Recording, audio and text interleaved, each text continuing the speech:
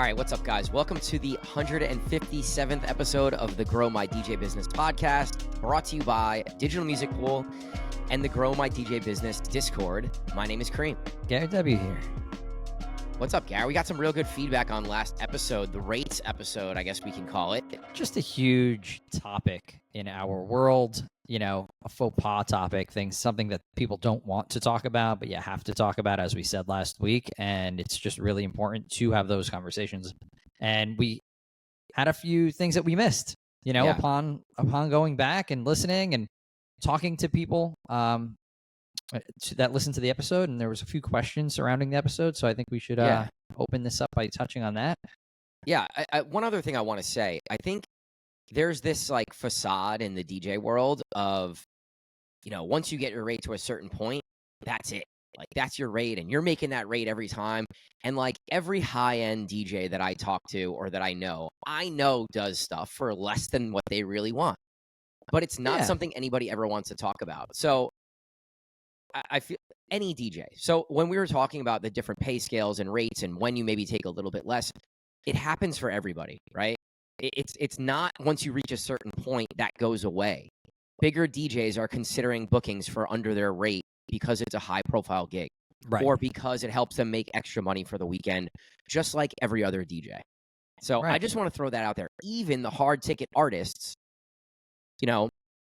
if they're routed through Atlantic City, might take a Jersey Shore booking for a little less on a Sunday because they're in town already. They don't have to get on a flight, and it's extra money to go DJ for 2 hours and take a 1 hour car ride. So it happens everywhere. Yeah. So like Gary said, there was a few things that we had some questions about that we didn't touch on. We just want to touch on really quickly before we move on here and really wrap this up for good, or until the next episode we do it. But I think here in New York City, a lot of what we've gone through personally and just what some of the younger DJs go through are promoters, right? Promoters are booking DJs. And anytime there's a promoter involved, not any, but many times when promoters are involved, they're looking to hire DJs that can act as DJ promoters, right? Can you sell a table for your DJ slot? If you sell 20 tickets, you can get on this lineup kind of thing. How do young DJs handle that? For us, it's different than someone just starting, but how should people handle this? I think when you're first starting out, I would let's touch on each one of these topics separately, right? So let's talk about selling tables for a DJ slot, right?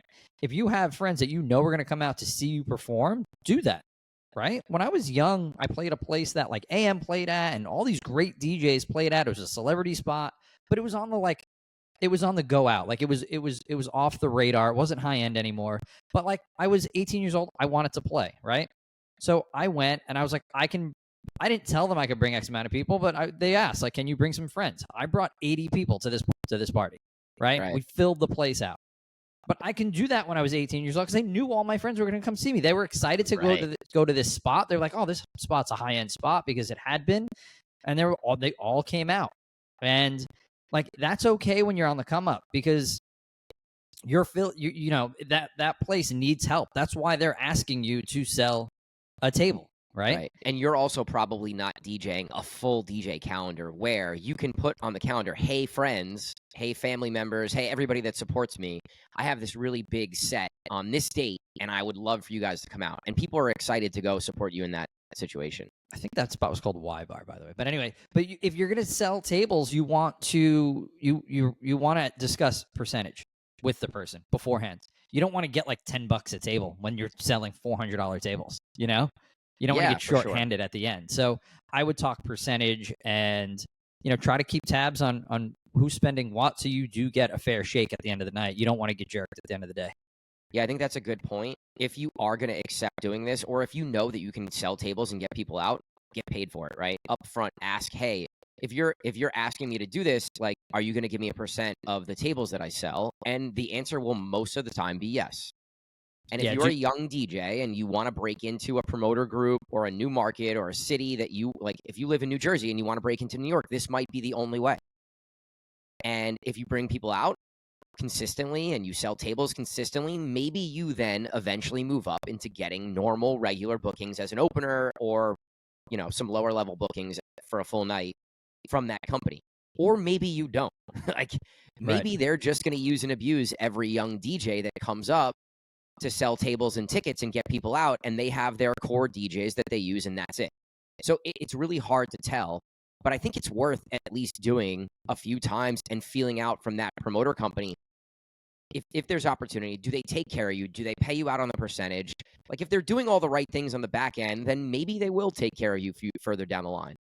But if they book you and they change your DJ slot and they say, hey, Kareem, we have to cancel you last minute, or hey, you're booked at this place, but we need you to go play this other place when you already sold tables at the first place you thought you were DJing at, like, that's probably not a company that you want to work with. When the information switches on the spot, right? Like, they tell you, hey, you're opening for $250. Now you're at the gig. You're done opening. You're ready to, like, pack it up. You're going to watch the headliner, obviously, just because it's, you know, the right thing to do. And then they're like, oh, we're going to throw you on the close. They don't discuss money, and then you don't get paid for it.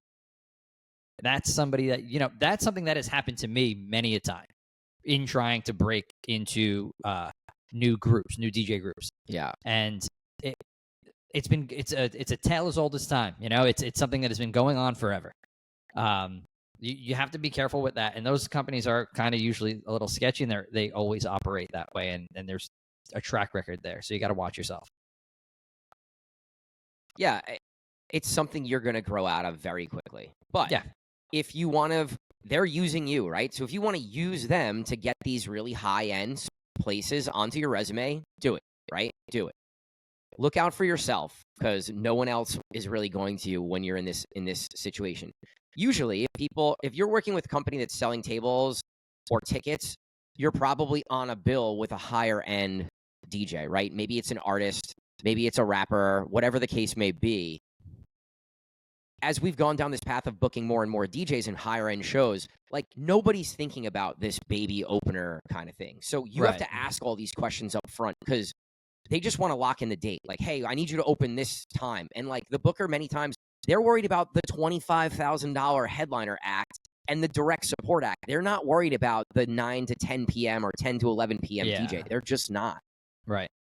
So ask those questions. Do your due diligence. Make sure you have all the information.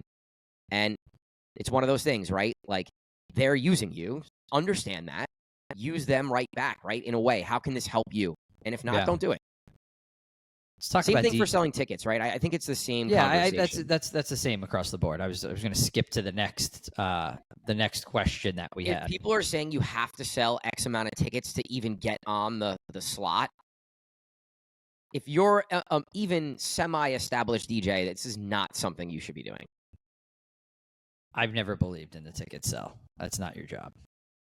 All right, and then the last thing, DJing for free. Is there ever a situation to do this? I got murdered during the pandemic. I was on Kova's podcast on Twitch, and I was talking about certain situations where it might be worth DJing for free. Got murdered. Comments crushed me.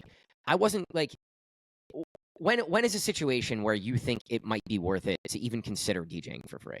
I'm going to do something very personal here. Like, I'm going to answer this in a very personal way. I know that, like, if I want to break into a market, right, and I go and DJ somewhere, anywhere, the minute I start DJing, and if I say I'm going to come and do this for free, the minute I start DJing, I know they're going to have me back the next time, and they're going to pay me good money for it.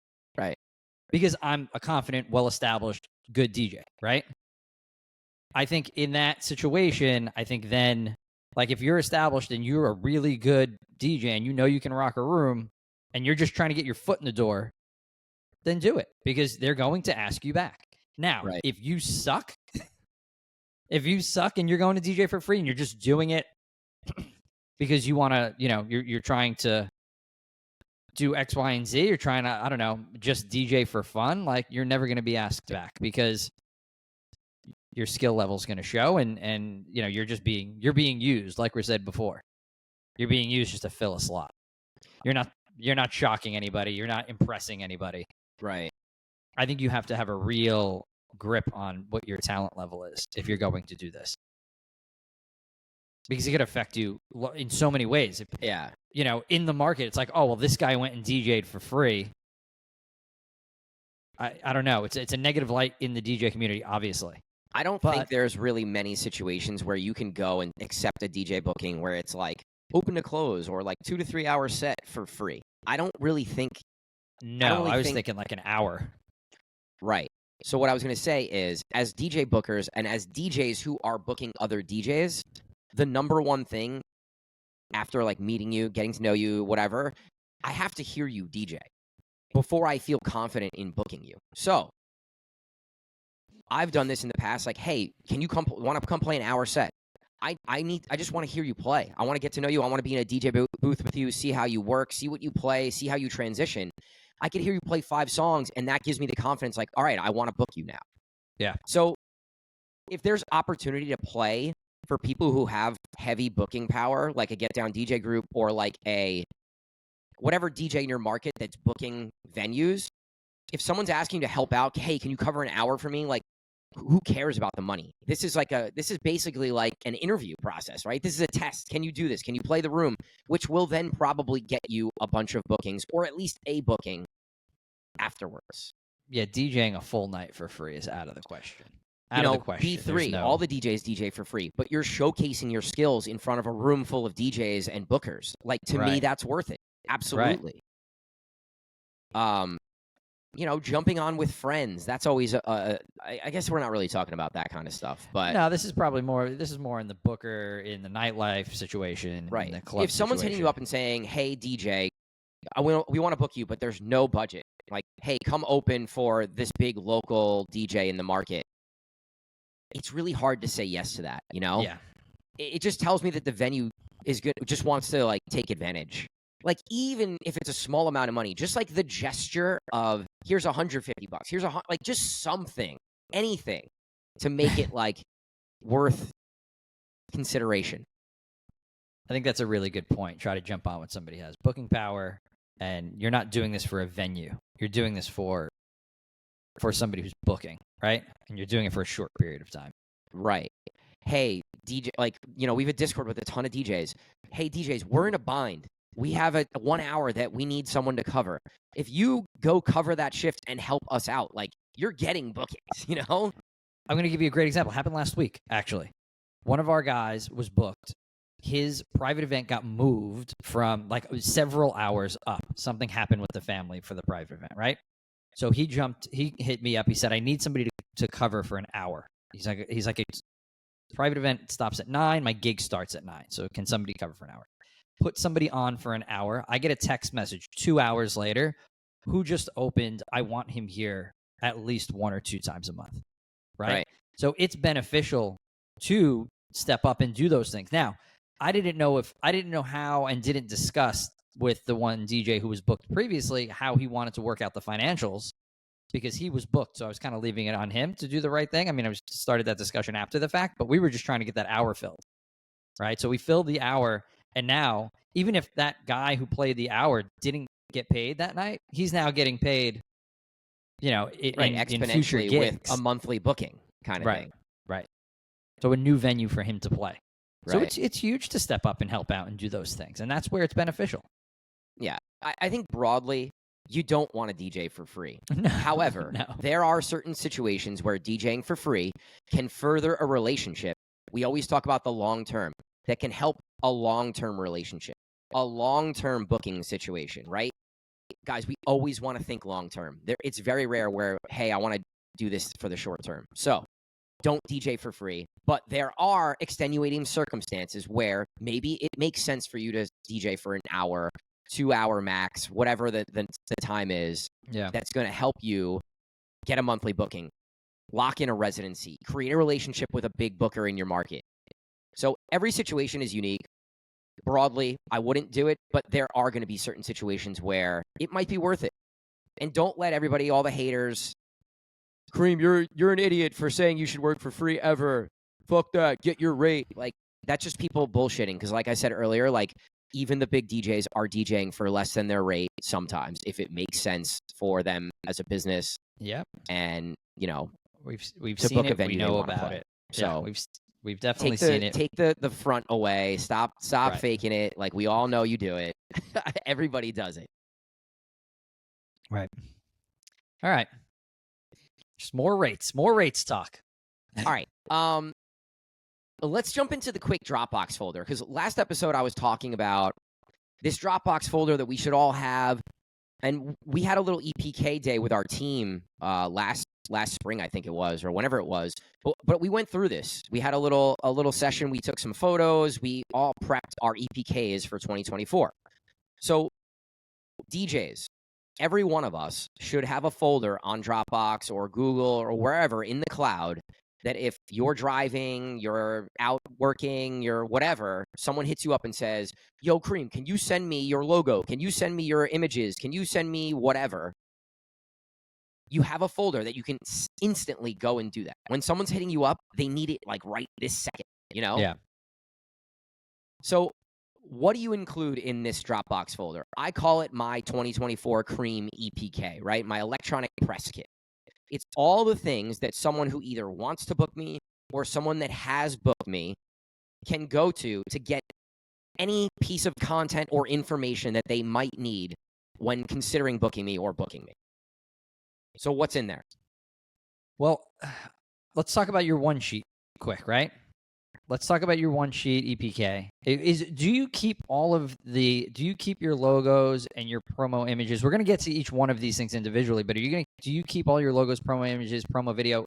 Is that all clickable within your EPK? Or is that separate? Separate. So your EPK, let's talk about that first then, right? So my one sheet, right? My one sheet is a snapshot. Who is Cream? What does he do? Why does it make sense to book him, right? It's going to include all my links to all my social, all my music. If you're making music, you're highlighting your music on there. Links to everything, clickable. Your bio. Any big venues you've played, any out of market venues you've played in the last year or maybe 2 years, but probably the last year. We've been booking corporate, so I include a bunch of corporate partners that we've had, big ones, like the ones everybody knows. A little bio, right? And like that's kind of it. Everything's clickable. Highlight your music, highlight whatever. If you have a huge social media following, highlight the social media following, right? Like 200,000 followers on this platform. Like that's important. Yep. Your bio, you want to tell who you are, what you do, and why they should book you. Short and sweet. There's not a lot of text on this thing. Oh, the other thing for your music, it's like the artists that have supported me. So any of the big artists that have played my music, I include that as well.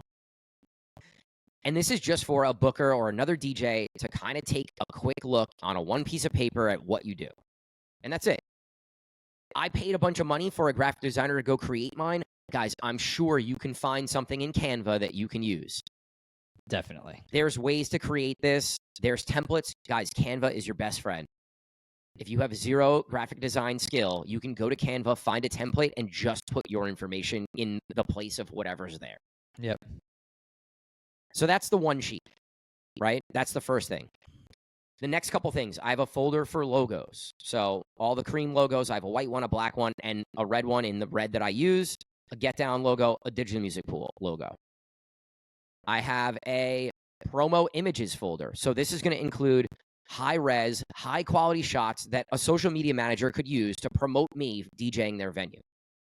Usually I have it like Cream Boston, Cream New York City, Cream whatever. All the different venues, markets I played, so they understand what it is and where I've been. In that folder, you can also include cutouts for graphic designers to use for a flyer. If you don't have cutouts, take these high-res images that you have, go on Fiverr.com, and hire a graphic designer for $5 to $20 to cut a bunch, 2, 3, 4, 5 photos into individual cutout PNG files that a graphic designer can easily go into that folder and slap a picture on a flyer, or that you can use in Canva to help create your own flyers. So that's the next folder. After that, promo video. Any video that you've gotten from videographers or your friends or anyone in the venue, ideally it's like high-end venues or the best venues you play that show like a crowd that's hyped, that someone that's booking you can use for social media. I get it. If you're newer, it's harder to get some of these. Yeah. It's not something that has to be included. I include it because I'm playing high-end places and I have good video. Not super necessary. No, I think that's probably lowest on the totem pole of all these things, right? Yeah. The images are the most important. You Right. need those images for flyers. And if you have shitty images, hire a photographer for one day to take high-res images for you. It might cost you $300, $200, whatever it is, or ask a friend who's into photography to. My first photo shoot was with my best friend who was into photography, and we set something up in his apartment on a white wall, and I used that for years. Super simple.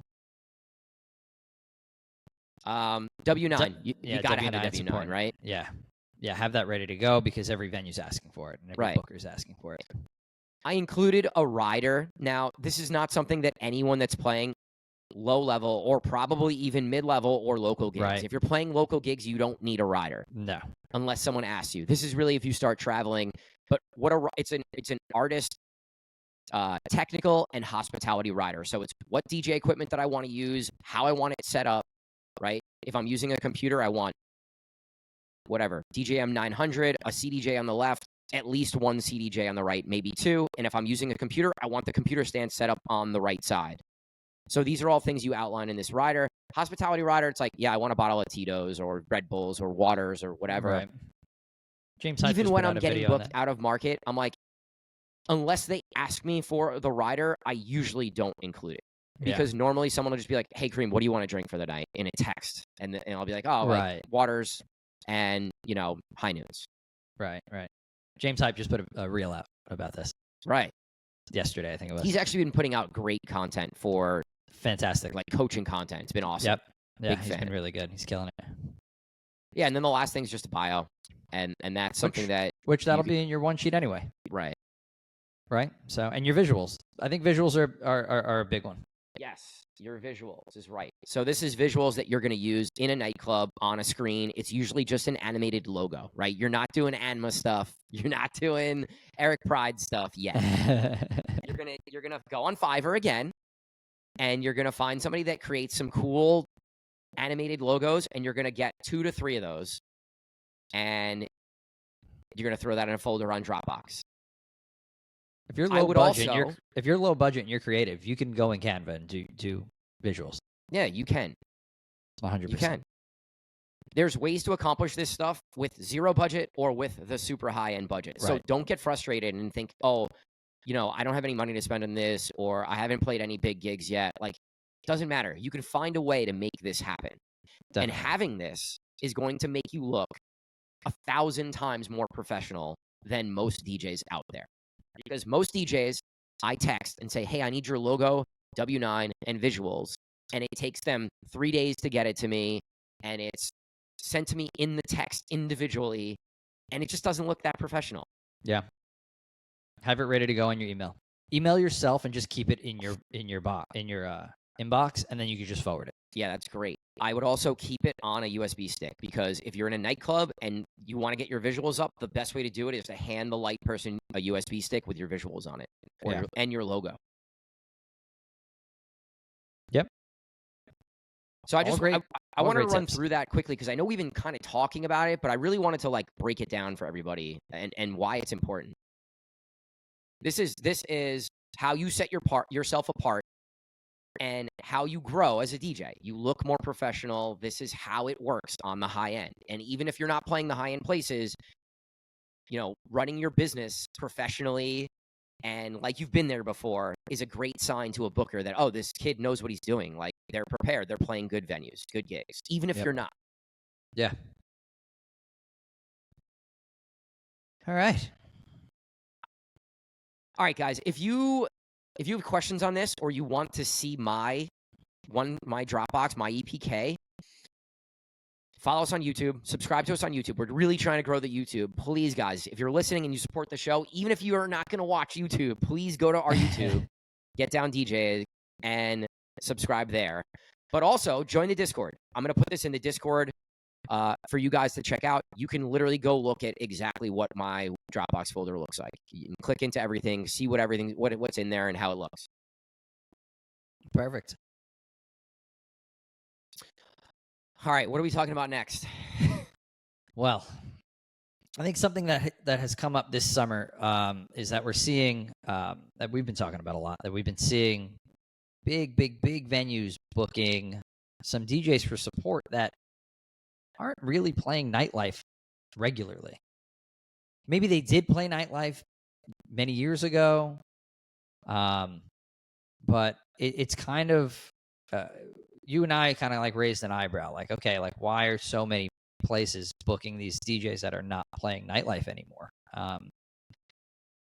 And I was thinking about this, and I'm like, well, it's number one, it could be just like a lazy booking, like, oh, I know this person from back in the day, or I have a connection with this person, and I know they haven't really played nightclubs in a while, but I know that they could do the job, and why not put my boys on, or whatever that might, whatever it might be. Like that could be a huge part of it, right? A huge part of it.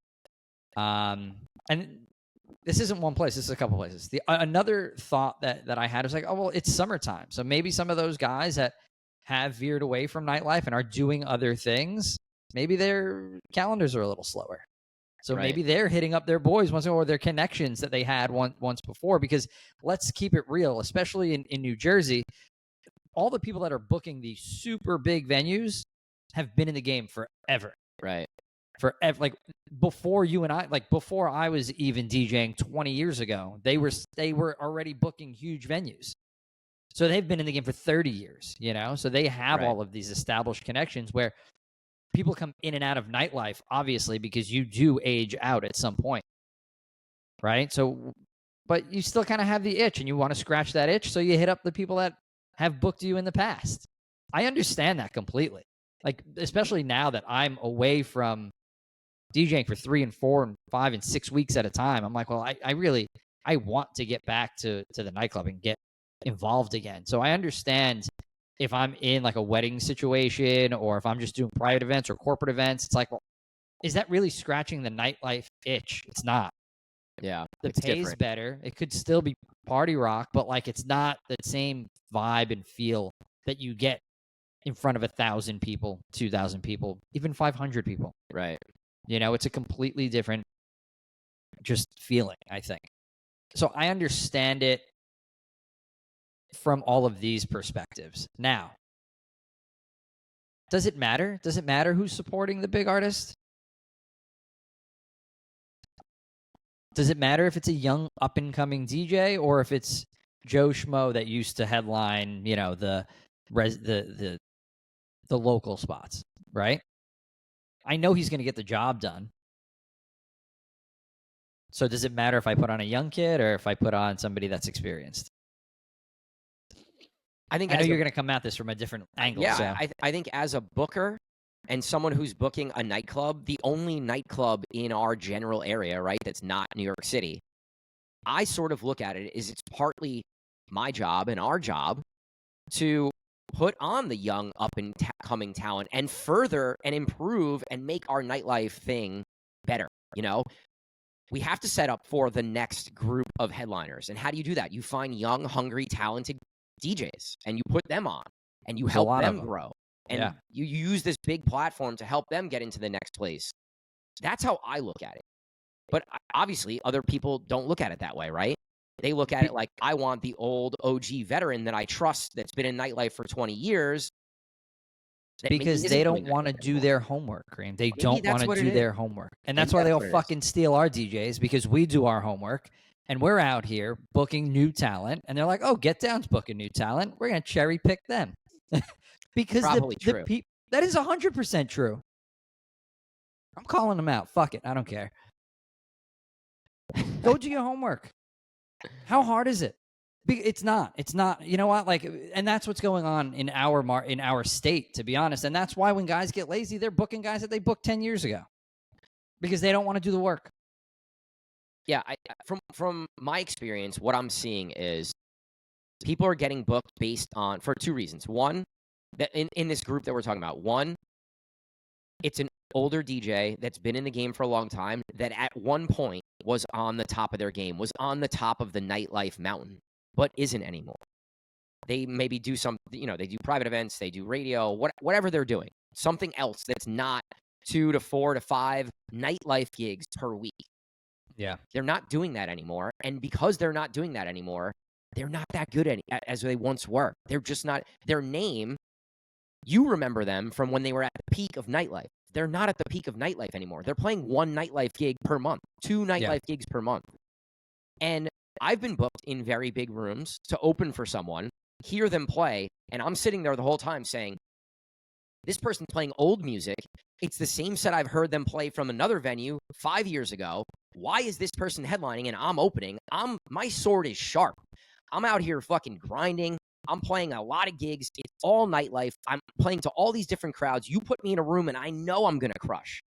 And it's upsetting to me as someone who's playing some higher end places and hearing other DJs that like are only getting booked because of what they used to do, you know? Yeah. I wonder if it's like this in every market. I'm sure it is, you know, because bookers, like you said, trust that person, know that they're going to do a professional job, right? Yeah. They're going to be able to handle anything that comes their way, and it's safe. And I think I understand why they do that, right? They don't have to worry about it.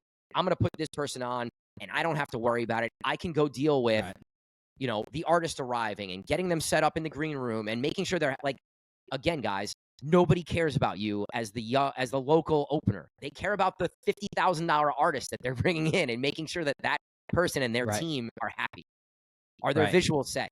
Are, you know, like there's a million things to worry about that's not the DJ, and I think that's why they'll book these veteran DJs that just been around. It makes sense. It makes sense. But you're right. On the other side of it, it doesn't help the market as a whole. Like what happens on the slower nights when you want to book somebody for a full night and you don't have a big time DJ on, right? And you're going to book local talent. Like you want to know who that next up and coming DJ is going to be. Yeah. At least we do. Maybe that's not everybody, right? Maybe that's just not how everybody works. And it's like, all right, let me see who's established themselves in the game. And then I'll go, I know I have a great venue. So the minute I call somebody that is on the come up, they're coming to play my place. Yeah. It's just because I know we have such talented DJs on our team, it sort of annoys me because like you and I are really plugged into who the good DJs are, who the best DJs are in this market. And maybe these other bookers clearly are not, because if they were, they wouldn't be booking who they're booking sometimes. Yeah. Not always. Right.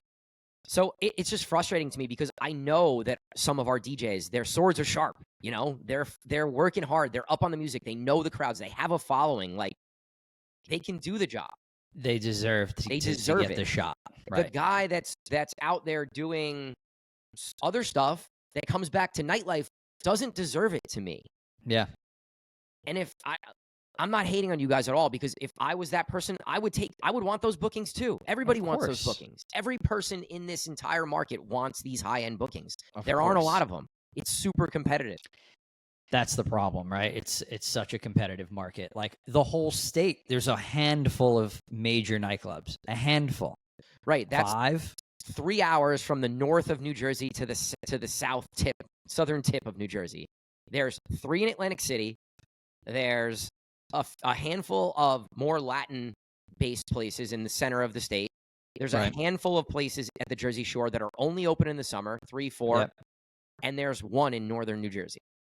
And that's it. And how many DJs? Thousands and thousands. Yeah, handful of spots. It's seriously competitive. So it is tough when bookers are relying on people that they've relied on forever. It's disheartening because, you know, it's hard to come up. It's hard to make it in our state. Even for me, right? Like I've sort of grown beyond New Jersey at this point, but I still want to be in some of these places. I've had a struggle breaking back into Atlantic City. Yeah. And it's like, I'm doing all these different things. Like I'm doing travel gigs. I'm playing high-end places all over the place. Like, I feel like I deserve to be a resident in one of these places. And it's been a struggle, but there's 1,000 DJs lined up to get into these places.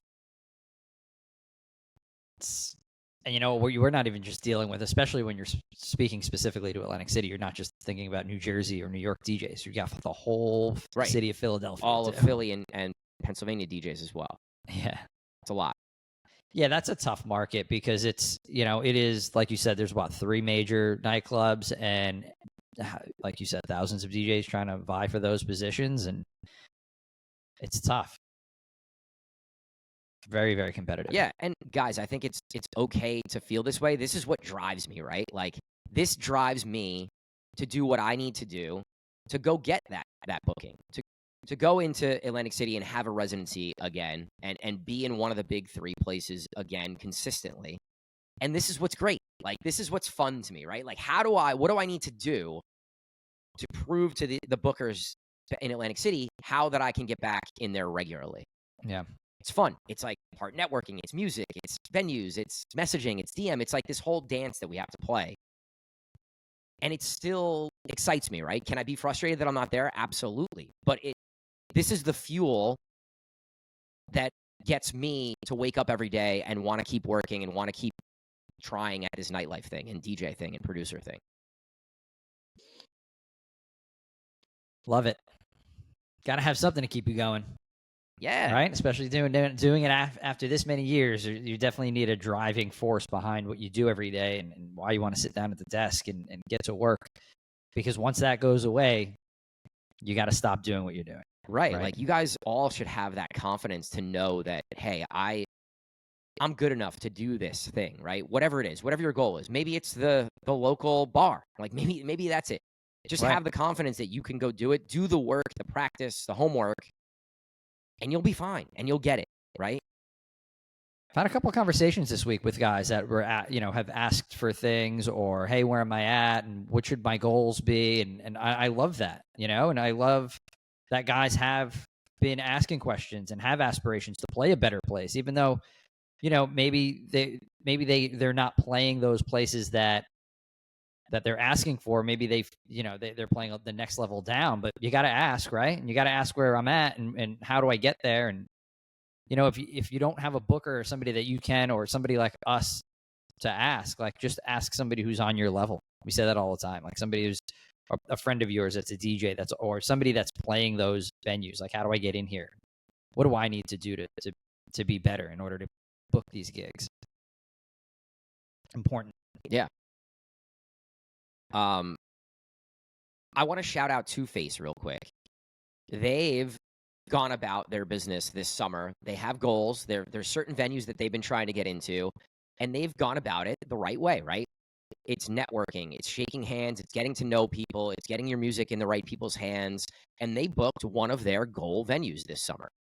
And they're Amazing. supporting Odd Mob, which is sick, huge. That's their first booking in the venue. It's possible, guys. You just have to do the work, right? Like, you gotta, if you really want something, like, reverse engineer it. How do I do it? And then go do those things. And a bunch of our guys have broken into new venues this summer. Like, super proud of our guys.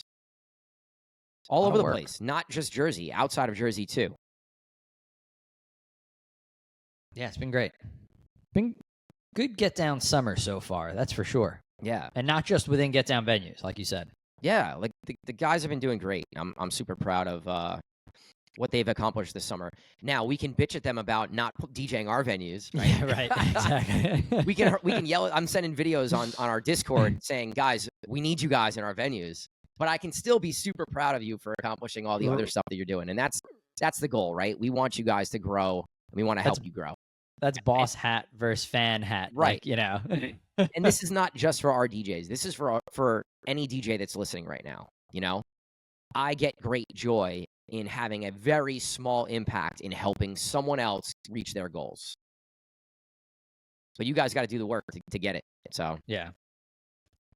All right, last topic. We're going to keep this short. I'm leaving for vacation tomorrow. I'm out. Love it. So, like we said last week, Gary, might have a special guest. We'll see what happens with the pod. We'll probably have maybe one week without a pod, and then maybe another week with a special guest. Yeah, like we said, we're trying to do 3 a month, so yeah, we'll stay on that track. I want to bring one music topic up before we go.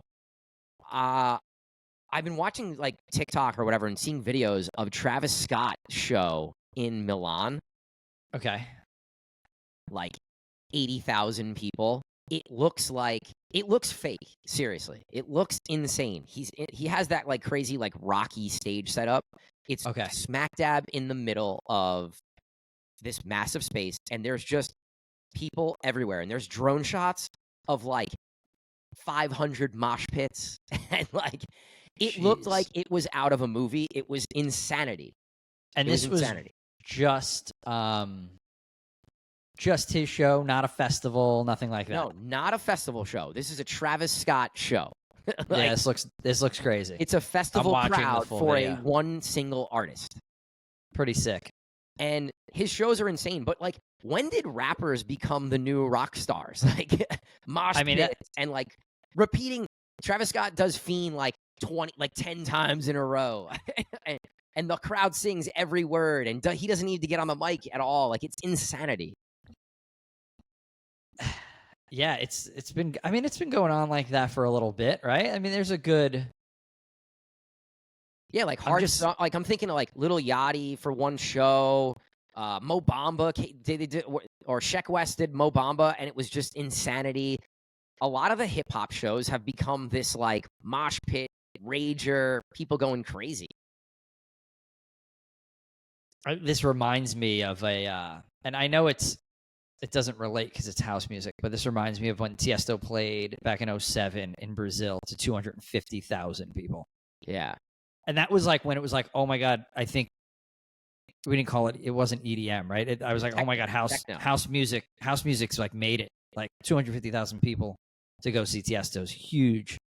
Yeah. It's like, holy shit. So, but like, that's like, it's, and like just not a festival, just to go see one artist. It's mind blowing when these artists step into these spaces and it's 85,000 people. Like for Travis Scott is crazy. I mean, I guess that's what, if you play a stadium, it's what, like 60-ish? I think maybe not the newer stadiums. In Jersey is over 80 for sure. Is it? Yeah. So some of the stadiums are big. But also with the way the stage is set up, like it cuts off part of the seats, so like you don't get a full capacity stadium like you would for a sporting event. Right. So, but when this is set up not in a stadium and it's all flat ground like a festival, and you get to have lighting and video everywhere, it's just a completely different look. Like this Travis Scott show is completely like the production is insane on it. Yeah. Right. The lighting's incredible, and it just you could see. As far as the eye can see, like there's production going on. Amazing. I just think it's high energy hip hop music can still work. Like right. Travis Scott's been successful and he's making music that's super high energy, even if it is maybe it's not 100 BPM, but 70 BPM hip hop, and he gets that much energy out of it. It's crazy. Yeah. I just thought it was dope. I wanted to bring it up because I saw the video and I was like in awe. If you guys haven't seen it, go look it up anywhere. Full shows on YouTube. Pretty cool, man. Pretty sick.